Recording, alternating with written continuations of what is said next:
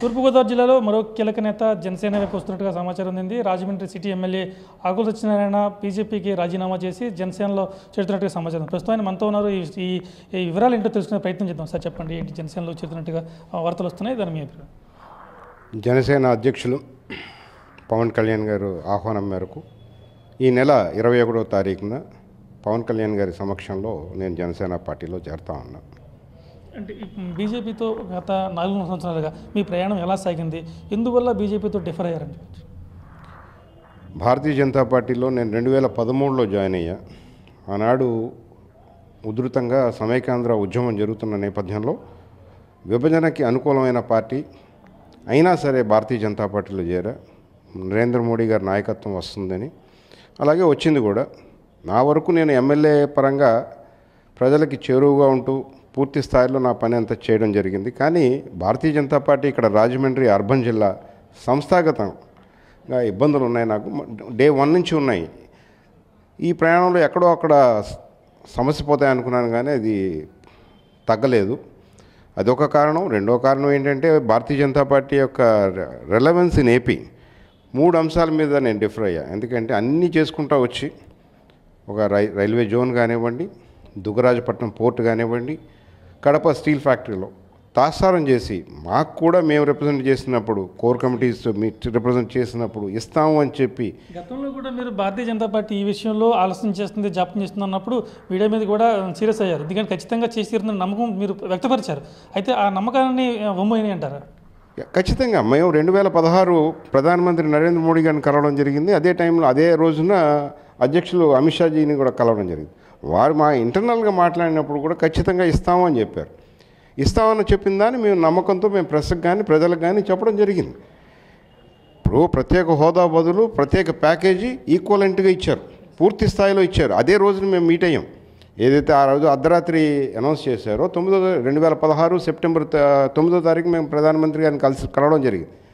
ఆనాడు ప్రధానమంత్రి గారు అన్నారు, అధ్యక్షుల వారు సీరియస్గా ఖచ్చితంగా మనం ఈ ఆంధ్రాకి రైల్వే జోన్ కానీ, ఈ కడప స్టీల్ ఫ్యాక్టరీ కానీ, లేకపోతే దుగ్గరాజపట్నం పోర్ట్ ఏదైతే విభజన చట్టంలో ఉన్నాయో మిగతా అంశాలు ఖచ్చితంగా పూర్తి చేస్తామని చెప్పారు. ఆ మాట మేము నమ్మి పూర్తిగా ప్రజలకు కూడా అదే విధంగా బల్ల గుద్ది చెప్పడం జరిగింది. అంటే ఒక ప్రధాన స్థాయి మాట నమ్మాలి కాబట్టి మీరు కూడా నమ్మారు. అంటే మామూలు మాట్లాడిన చిన్న స్థాయి వ్యక్తి కాదు, ఒక ప్రధాన స్థాయి వ్యక్తి విభజన చట్టంలో ఏమున్నాయో అవినిస్తా ఉన్నారు. ప్రధానమంత్రి ఆఫీస్లో రికార్డు ఉంటుంది. ఆ రోజు కలిసినప్పుడు ఖచ్చితంగా చేస్తా ఉన్నారు. అమిత్ షా గారు మాకు వాగ్దానం చేశారు. కానీ ఇవాళ జనవరి 2019. అంటే మొదటి నుంచి కూడా పవన్ కళ్యాణ్ ప్యాకేజీని వ్యతిరేకిస్తూనే వచ్చారు. అంటే ఆ రోజే ఇవన్నీ కేంద్రం ఇచ్చి పాచిపోయిన లడ్డూలను విమర్శించారు. అయితే ప్రస్తుతం భవిష్యత్తులో పవన్ కళ్యాణ్తో మీ ప్రయాణం ఎలా ఉండబోతుంది అంటారు? అంటే భారతీయ జనతా పార్టీ చేసిన మోసం, భారతీయ జనతా పార్టీ ప్రశ్నించడం కానీ పవన్ కళ్యాణ్ వాటిని ఎలా ఎదుర్కొంటారనుకున్నారు? ముఖ్యంగా ఇక్కడ చూస్తే ఇది ఏదో 2 పార్టీలు తగాదాగా కనబడతా ఉంది. మధ్యలో తెలుగు ప్రజలు నలిగిపోతూ ఉన్నారు. ఇది తెలుగుదేశం విషయం కాదు, భారతీయ జనతా పార్టీ ఇష్యూ కాదు. ఒక చట్టం ఉంది, ఆ చట్టంలో ఈ 3 అంశాలు మిగిలిపోయి ఉన్నాయి, చేయవలసిన అవసరం ఉంది. ఏదైతే ఆనాడు నేను మొట్టమొదటి నుంచి కూడా చెప్తా ఉన్నా, స్పెషల్ కేటగిరీ స్టేటస్ అనేది ఆర్థిక అంశం అని. ఈనాటికి అదే మాట మీద కట్టుబడి ఉంటారు. నేను ఆ మాటలో నాది ఏం తేడా లేదు. భారతీయ జనతా పార్టీ బాగానే చేసిందని చెప్పగలను, చెప్తాను కూడా. చేసింది చేసినట్టు చెప్తా, చేయంది చేయనట్టు చెప్తా. ఏదైతే ఈ 3 అంశాల్లో ఆర్థిక పెద్దగా ఇష్యూ లేని అంశాలు కూడా వీళ్ళు తాత్సారం చేయడం జరిగింది.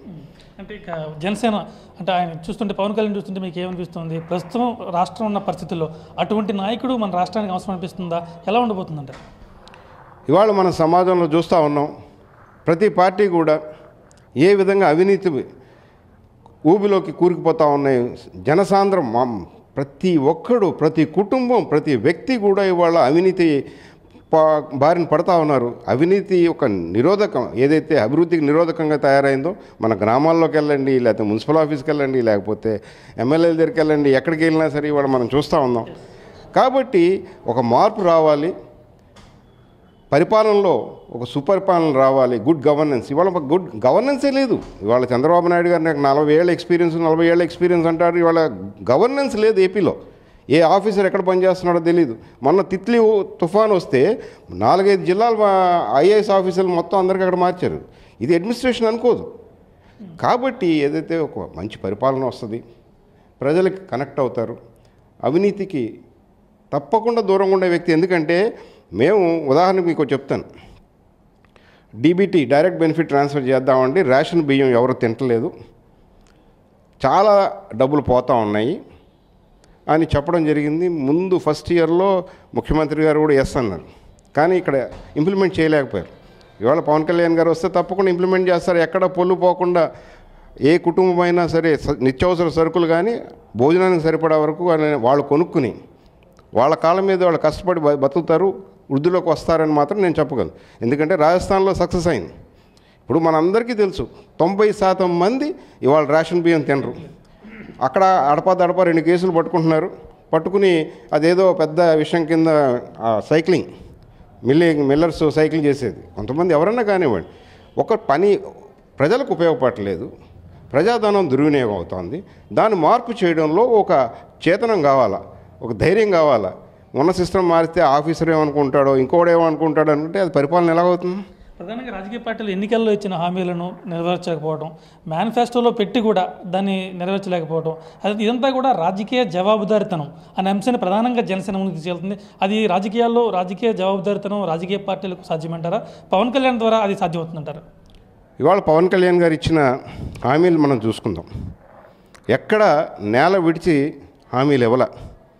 ఇవాళ కుటుంబానికి 2,500 రూపాయలు లేకపోతే 6 గ్యాస్ సిలిండర్లు ఫ్రీగా ఇవ్వడానికి ప్రభుత్వానికి ఏ ఇబ్బంది లేదు. ఎందుకంటే ఆల్రెడీ ఖర్చు పెడుతున్నాం. మనం ఖర్చు పెడుతున్నది సవ్యంగా 100% ఆ కుటుంబాలకు చేరే విధంగా చేయడం పెద్ద ఇబ్బంది కాదు. మనం ఉదాహరణకి మీరు చెప్తున్న వాగ్దానాలంటే చంద్రబాబు నాయుడు గారు ఎలక్షన్లు తిరిగినప్పుడు 2014లో రైతులారా మీరు ఎవరు కూడా అప్పులు కట్టొద్దు, నేను హామీ, డ్వాక్రా రుణాలకు హామీ అంటే ఏ విధంగా రైతు నష్టపోయాడో చెప్తాను మీకు. ఈ రాష్ట్రంలో మామూలుగా రైతు రుణాలు ఏదో పంట రుణాలు తీసుకుంటే సరైన సమయంలో కట్టేస్తే వాడికి 3 రూపాయలు వడ్డీ పడుతుంది, పావలా వడ్డీ పడుతుంది. అట్లా కాకుండా రైతాంగం అంతా కూడా ఈయన ఇచ్చిన వాగ్దానాన్ని నమ్మి అప్పులు తీర్చలా. అక్కడ వడ్డీ పరంగా పోయింది. ఆయన మొత్తం రుణం అంతా కూడా ఒకసారి తీర్చలా. ఇవాళకి ఇంకా లాస్ట్ ఇన్స్టాల్మెంట్ బాకీ ఉంది. దానివల్ల బ్యాంకర్స్ రైతులకు దూరం అయ్యారు, క్రెడిట్ అప్పు దొరకలా, మొత్తం వ్యవస్థనే నాశనం అయిపోయింది. అటువంటి వాగ్దానాలు పవన్ కళ్యాణ్ గారు చేయలేదు, చేయరు కూడా నా నమ్మకం కూడా. చూసుకుంటే భారతీయ జనతా పార్టీతో కేవలం దుగ్గరాజపట్నం పోటీ కావచ్చు, ఇతర అంశాలపై డిఫరెంట్ బయటకు వచ్చిన తర్వాత ఇక రాజకీయ పార్టీలో జవాబుదారితనం అవసరం ఉంది, పవన్ కళ్యాణ్ గారి ద్వారా అది సాధ్యపడుతుందని ఆలోచన ధీమా వ్యక్తం చేస్తున్నారు. కెమెరామెన్ సాయి కృష్ణతో రాజేష్, 99 టీవీ, తూర్పు Godavari. Hello, this is your Nandu. Please do subscribe to New Waves Media. ఇలాంటి మరిన్ని మంచి వీడియోలు కావాలని కోరుకుంటున్నారా? అయితే పక్కనే ఉన్న గంట సింబల్ను క్లిక్ చేయండి. అలాగే సబ్స్క్రైబ్ చేయండి.